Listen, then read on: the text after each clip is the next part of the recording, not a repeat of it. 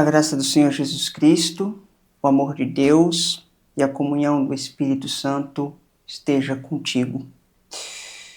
Meu irmão, minha irmã, no próximo final de semana celebramos o terceiro domingo de Páscoa, denominado Misericórdias Domini. Você sabe o que isso significa? Essa expressão em latim significa as misericórdias ou a misericórdia do Senhor.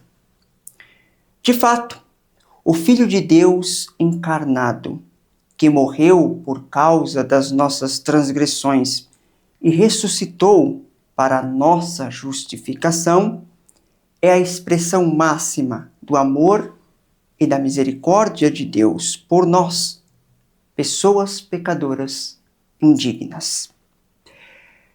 Após a ressurreição, que é o que a gente relembra no evento da Páscoa, diversas pessoas tiveram o privilégio de um encontro com o Cristo vivo, o Senhor da misericórdia. É sobre um desses encontros que o texto bíblico previsto nos relata no dia de hoje. Então, eu te convido a abrir a Bíblia no livro dos Atos dos Apóstolos, capítulo 9, a partir do versículo 1. Atos dos Apóstolos, capítulo 9, versículo 1 a seguir. Eu leio então na versão Almeida Revista Atualizada.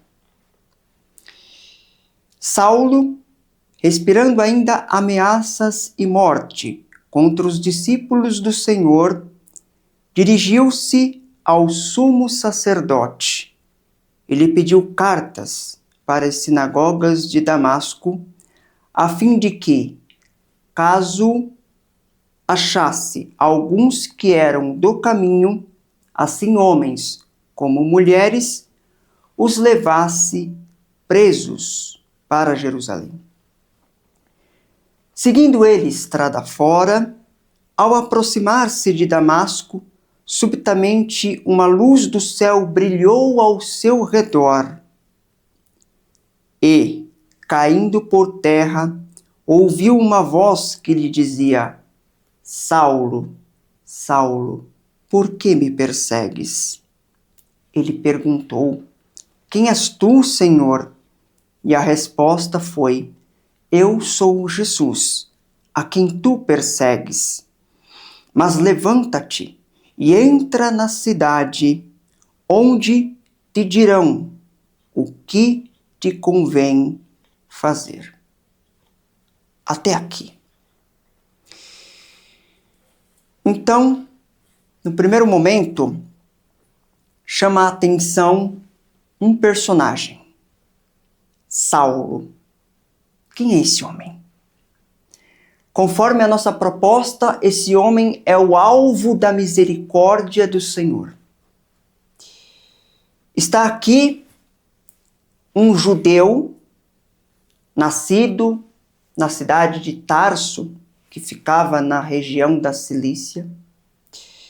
Ele tinha cidadania romana por causa dos seus pais, mas fora criado na tradição judaica como um mestre, um rabino, e ele teve uma excelente formação, porque o seu mestre era nada mais, nada menos do que o grande rabino Gamaliel. Ele era, então, um membro do grupo dos fariseus, que era um grupo religioso extremamente zeloso pelas tradições judaicas e que tinha a pretensão de observar a lei de Deus nos seus mínimos detalhes. Mas Saulo, ele ia além. Ele não queria simplesmente ficar na observância da lei, naquele zelo pela religiosidade judaica. Ele sabia que havia um grupo de uma seita chamada Os do Caminho. Era também a seita do Nazareno, que diziam por aí que havia ressuscitado. E na visão dele, assim como de pessoas que partilhavam dessa visão, eram pessoas traidoras da religião judaica e que pregavam coisas erradas que não iam de acordo com a tradição dos pais. Então essas pessoas tinham que ser combatidas. Um evento marcante envolvendo a pessoa de Saulo foi a sua conivência com a morte do primeiro mártir da igreja, Estevão. Estevão, que pregou com autoridade diante do público judaico e que, em resposta, foi apedrejado. E Saulo segurou as roupas das pessoas que tinham apedrejado Estevão. E quando havia um julgamento para matar alguém que fosse seguidor de Jesus, lá estava Saulo para concordar com isso.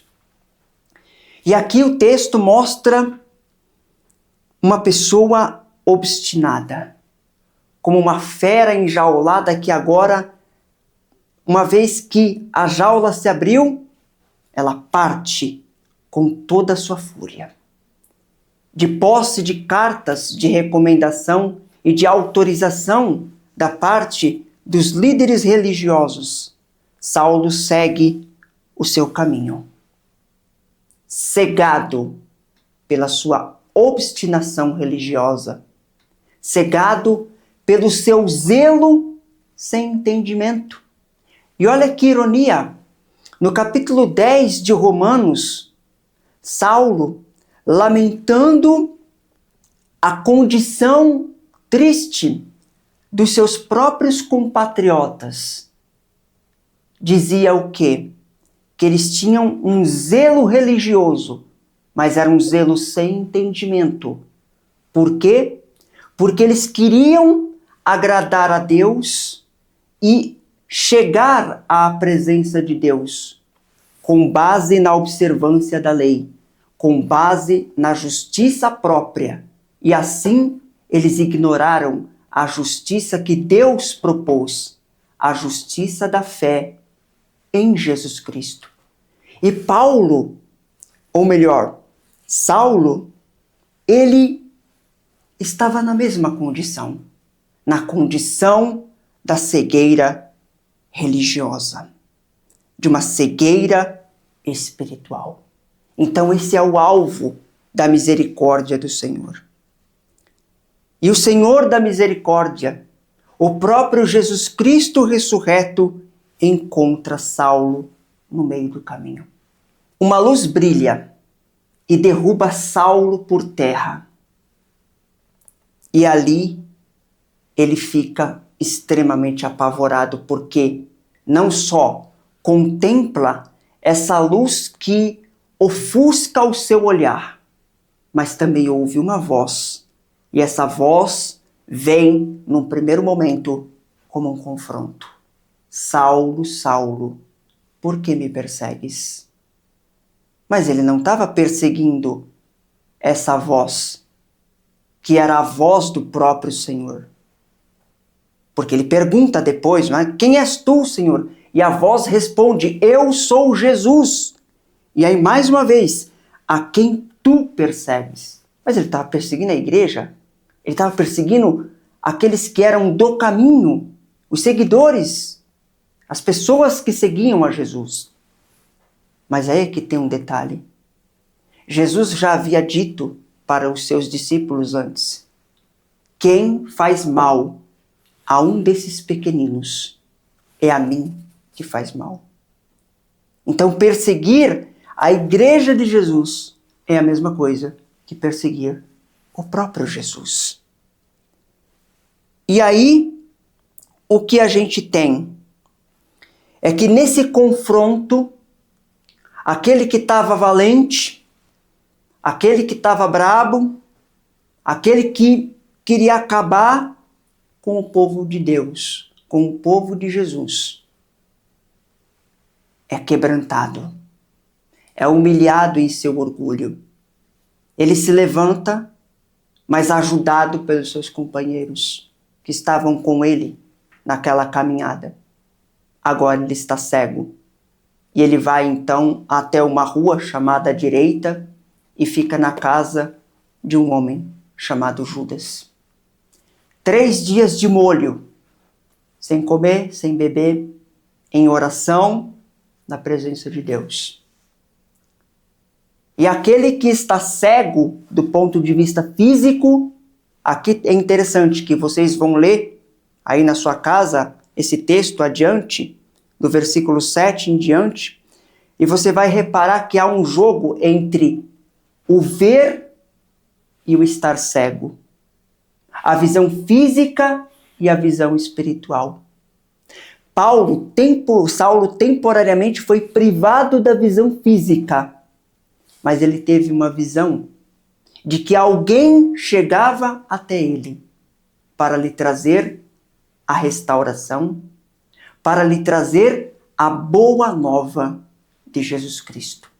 E esse alguém foi um discípulo chamado Ananias. Não foi sem relutância, porque Ananias sabia da fama de Saulo.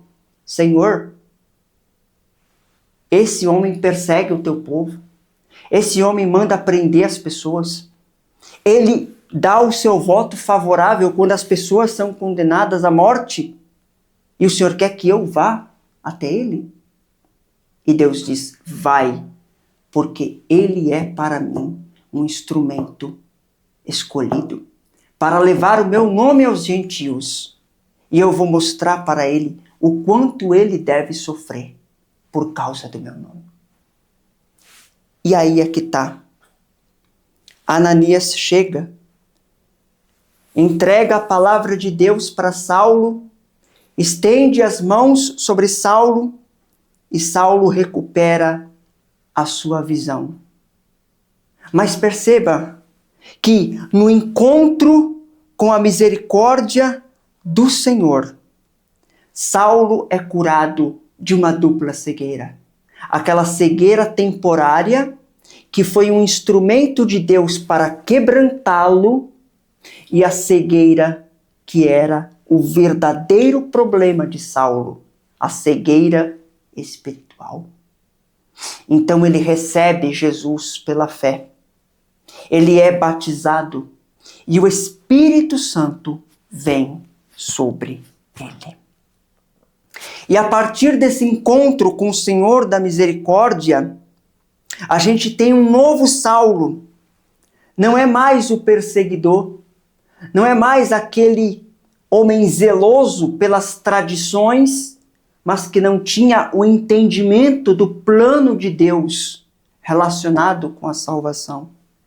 Agora era alguém que fazia parte da comunidade dos discípulos de Jesus, porque o versículo 19 do capítulo 9 vai dizer o seguinte: depois que ele foi batizado, ele se alimentou, ficou forte, 3 dias sem comer, imagine, permaneceu em Damasco alguns dias com os discípulos.